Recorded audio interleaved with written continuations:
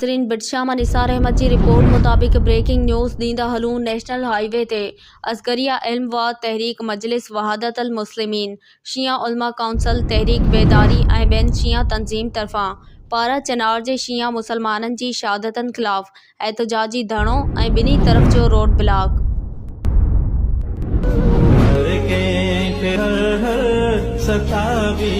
December तुझी याद रे पे, तुझी याद रे पे। 27 दिसंबर सिंध जे ॿिनि मज़ामती किरदार सिंध राणी शहीद मोहतरमा बेनज़ीर भुट्टो ऐं सिंध जे सरमोड़ इनकलाबी रागी सरमंद सिंधी जो अलमानक विछोड़े जो ॾींहुं आहे। मोहतरमा बेनज़ीर भुट्टो, जंहिंखे रावलपिंडी में भरे बाज़ार में जिस्मानी तौर असां खां जुदा कयो वियो, लेकिन हू अॼु बि ख़ल्क़ ख़ुदा जी दिलनि में धड़के थी। अहिड़ी रीति सरमंद सिंधी बि रोड रस्ते हलंदे असां खां खसियो वियो, पर हू अॼु बि पंहिंजी सुरीली आवाज़ ऐं इनकलाबी गीतनि ज़रिए वतन जे ख़ुशबूदार मिट्टी सां प्यार कंदड़ माण्हू जी रूह जो राणो बणियल आहे। मोहतरमा बेनज़ीर भुट्टो ऐं सरमंद सिंधी खे सुर्ग सलाम। क़ौमतों के सारे सुबह शाम थी, हक़ ऐं सच जो ही ॾिनो पैगाम थी।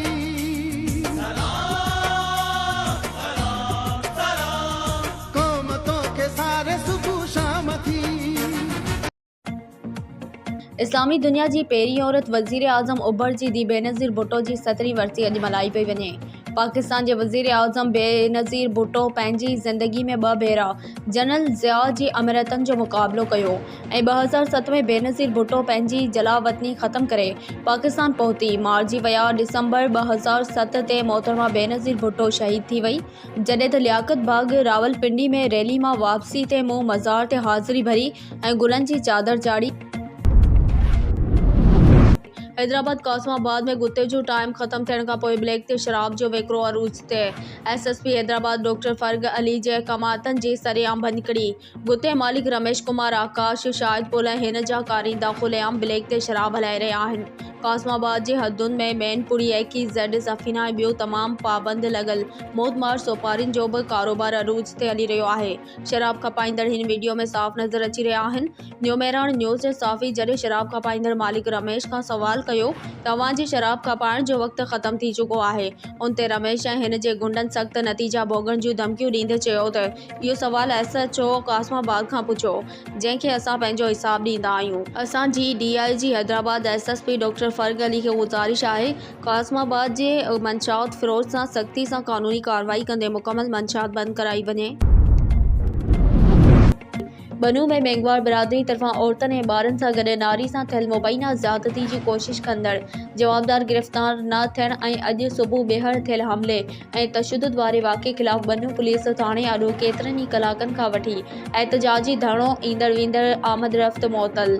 बनू लंगोट अली मोहम्मद सूमरा में 2 ॾींहं अॻु खीर वठण लाइ वियल औरत अंजलि ज़ाल साजन मेंगवार सां थियल मुबैना ज़्यादती जी कोशिश कंदड़ जवाबदार गिरफ़्तार न थियण ऐं अॼु सुबुह ॿीहर जवाबदार दुर तरफ़ां थियल हमले ख़िलाफ़ मेंगवार बिरादरी जी औरतनि, मर्दनि ऐं ॿारनि बनू थाणे आॾो केतिरा ई कलाक एहतजाजी धरणो हयो, जंहिं सबबि ईंदड़ वेंदड़ गाॾियुनि जी आमद रफ़्त मुअतल थी वई।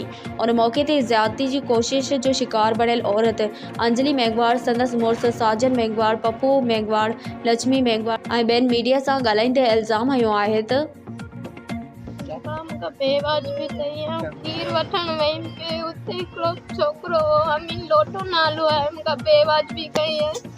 पंहिंजो घस वठी वयमि पे, मुंहिंजी 2 ॿाहूं जली आहिनि, माना मूंखां एतिरो चक विधे ऐं मूंखां ग़लति कमु करणु चाहे ते, मगर अची उतां छॾाए भॼी आई आहे।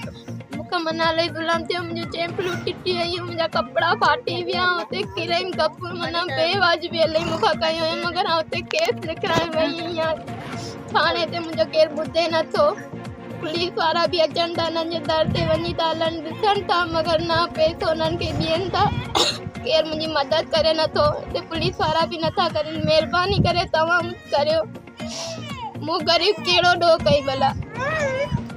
अदी ॿुधायो छा मसलो थियो आहे? त ई मसलो थियो आहे, न असीं काठी जहिड़ा आहियूं, न असीं पाणी भरण जहिड़ा आहियूं, जिते बीहे थो उते कुतो इहो आहे। असीं गरीब माण्हू आहियूं, पुॼी नथा सघूं। मसलो इहो आहे, असांजो 5 ॾींहं अॻु इहो मसलो थियो जंहिंमें छोकिरी खीर वठण लाइ करे हिननि जे ॻोठ मां खीर पे वठण वई, हुनखे ज़ोरी ज़बरदस्ती ॿाह मां हथ विझी जले न ज़ोरी ज़ना करण जी कोशिशि कई पई, जंहिंमें छोकिरी छॾे भॼी ॻोठ में जी दाह ॾिनी ऐं ॻोठ वारनि को बि माना अहिड़ो ॻाल्हि मां अॻियां कोन वधायो, माॻी हुन सां साथ ॾियण में लॻी पई आहे। ऐं 5 ॾींहंनि में असां थाणे में केस दाख़िल कराए छॾियो आहे ऐं थाणे वारनि में 5 ॾींहं थी विया आहिनि हुनखे गिरफ़्तार न कयो आहे।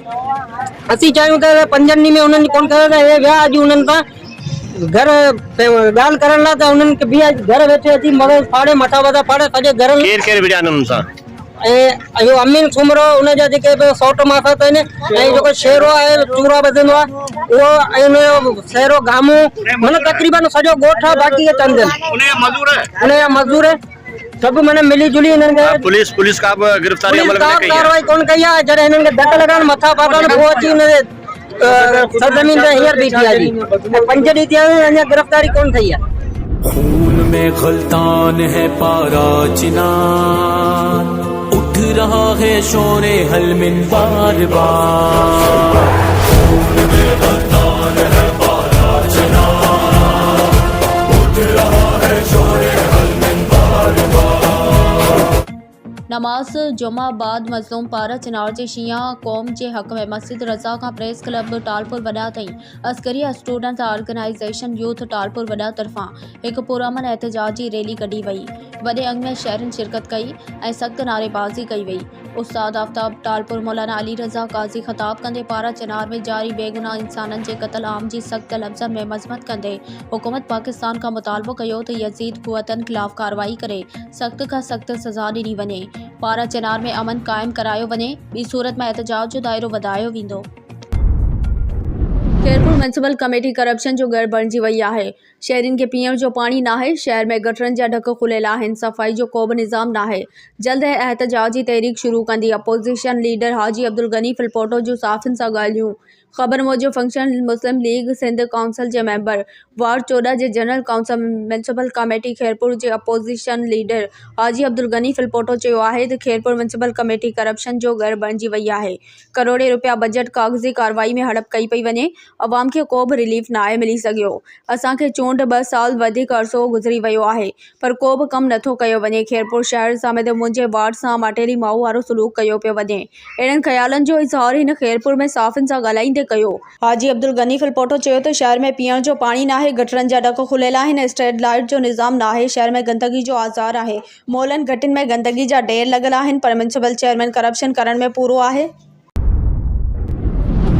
पारा चिनार में शिया मुसलमाननि जे क़त्ल आम ख़िलाफ़ धरणो।